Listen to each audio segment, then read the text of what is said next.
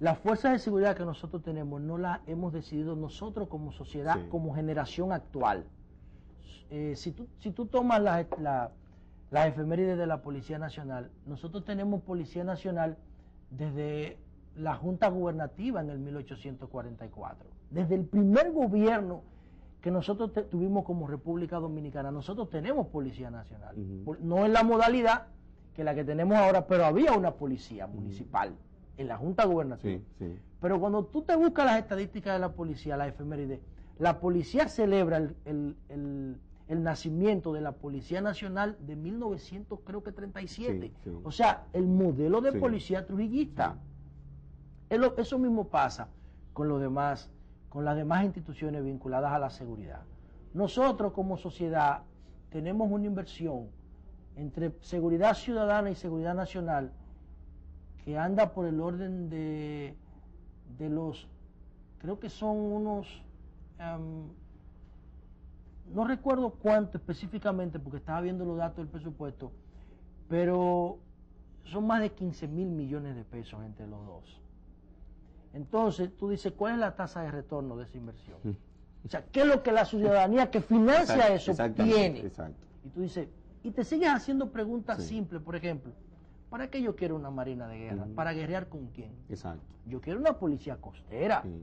Objetiva y efectiva. Objetiva, con equipamiento moderno, con una estructura simple, funcional. ¿Para qué yo quiero marina de guerra? Entonces, ¿por qué yo prefiero una estructura pesquera. Bien, ¿por qué tú crees que los gobiernos no se preocupan por la dignificación de las condiciones de vida de los miembros? Mira, o sea, ninguno mira, por lo menos. Yo te voy a decir algo. Se beneficia en parte. Esa es otra parte, el tema de los recursos humanos. O sea, si el Banco Central dice que la canasta básica del quintil más bajo de la sociedad, de la franja más pobre, es de unos 20.000, 18.000 pesos, tú no le puedes pedir a un policía que iba con 6, porque vaya acumulando un déficit de 12.000 pesos mensuales. ¿De dónde lo va a sacar? Ahora, si tú no le puedes pagar a un policía un sueldo competitivo, tú le puedes hacer un paquete de incentivos. Tú le dices a un policía, mira, cuando tú tengas 5 años de servicio ininterrumpido, sin tachas en tu expediente, yo te voy a dar una exoneración para que tú traigas un vehículo. Muy bien. Yo te voy a dar unas vacaciones fuera del país en un año y dentro del país en el otro. O te le voy a dar una beca a tus hijos. Tus hijos no van a pagar educación y van a tener seguridad social garantizada. Tu esposa va a trabajar. Y a los 10 años, con un comportamiento limpio, tú vas a tener una vivienda. Tú no le puedes pagar un sueldo competitivo, pero tú le haces un paquete de incentivos que le permita al policía tener... garantizar y compensar. Comparar. Cuando un narcotraficante o un microtraficante le ofrece una dádiva o un soborno en un punto de droga, el tipo dice, si cojo esto, pierdo mi paquete. Es igual que el caso de AME, por ejemplo, que existe una organización dentro de esa institución, al punto de que ya el macuteo, los 10 pesos, los 50 pesos, se eliminaron. ¿Por qué? Porque está funcionando. Existe una dignificación pero además, de la pero mira lo que pasa en aduana. En aduana, creo que el 20% de todo lo que se recauda por identificación de fraude, se les reparte a los empleados. Se les reparte a los empleados y nadie se queja de eso. Y estamos hablando de muchísimos millones de pesos. Pero las recaudaciones en aduana han aumentado con ese modelo. Y se ha eliminado Entonces, tú no le puedes pedir a un policía que gana 6.000 pesos que cuide a un millonario que tiene 3.000 millones de pesos guardados en banco. O sea, es una contradicción sistémica. Y son una serie de factores que te conforman un diagnóstico espeluznante.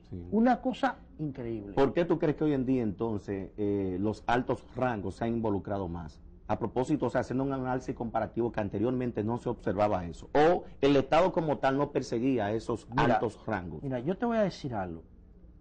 Yo... te decía fuera de cámara, más o menos, cuando a principios de la década del 90, 1899-90, el comunismo cae en el mundo, el equilibrio de fuerzas se pierde, pero no solamente en términos ideológicos, en términos económicos, en términos políticos y sociales, el capitalismo se queda solo. Juan Bosch decía que un capitalismo sin instituciones fuertes, es como que tú a una manada de vacas le abras las puertas de una hortaliza. Se comen la hierba y se comen la hortaliza. No diferencia. El capitalismo sin instituciones fuertes es una cosa incontrolable. Es un desorden organizado. Mira en Estados Unidos, que hay instituciones fuertes, y mira lo que hizo Bernard Madu. Sí. En Estados Unidos, que hay instituciones, que es un modelo de democracia. Claro. Imagínate en un país pobre, donde las instituciones ni siquiera están debidamente definidas. ¿Qué hace el capitalismo sin reglas? Ahí voy. Bueno, excusándome que te acorte, porque ha tocado el tema donde yo quería caer, precisamente de que ni las instituciones realmente están definidas. A propósito de eso, yo siempre he dicho, he creído al menos, que quisiera compartir contigo eso, el Departamento de Nacionales Inoperantes, el DNI, que para mí ahí lo que hay un grupo de inoperantes. ¿Qué tú crees si esa institución se la dieran a la oposición? No, yo lo que pienso, no, pues yo lo que, imagínate qué sucedería. Lo que pasa es que nosotros tenemos un modelo de gobierno definido.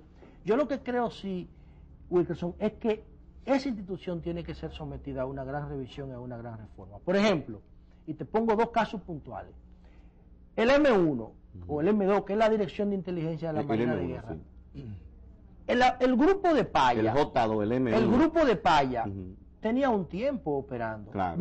Mi percepción personal es que el grupo de Paya, el grupo de marinos involucrados en el caso Paya, venía operando desde que desarticularon a Quirino. Eso es cierto. Porque es la misma ruta. Claro que sí. La misma de Florian. Claro que sí. La misma de Florian es la misma de Quirino, claro, es la misma de Paya. Claro. Entonces, desde que Quirino se desarticuló, que quedó ese nicho disponible, ese grupo lo ocupó. Entonces, la Marina tiene que tener mecanismos de inteligencia que le permitan detectar a tiempo eso. El mismo caso de Parmalat.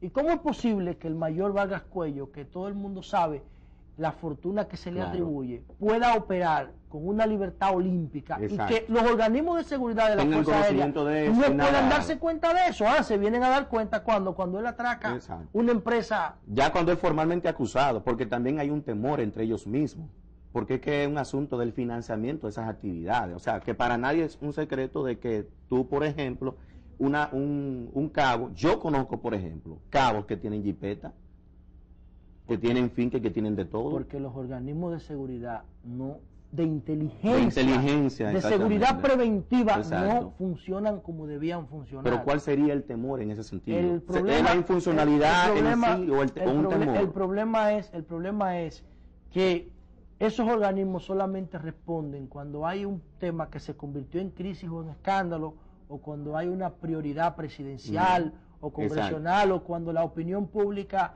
fuerza demasiado un tema y se convierte en una corriente de opinión pública. De lo contrario, se quedan pasivos, porque de esa forma eso genera una serie de intereses importantes. ¿Tú crees que la justicia dominicana se ha beneficiado en parte de este crimen organizado, del narcotráfico y del crimen organizado? Yo escuché, leí en la carta del episcopado, en la pastoral del episcopado, el cuestionamiento que ellos le hacen al Código Procesal Penal. Para mí, en términos personales, el Código Procesal Penal es una de las grandes reformas que se ha hecho aquí en materia de Estado de Derecho.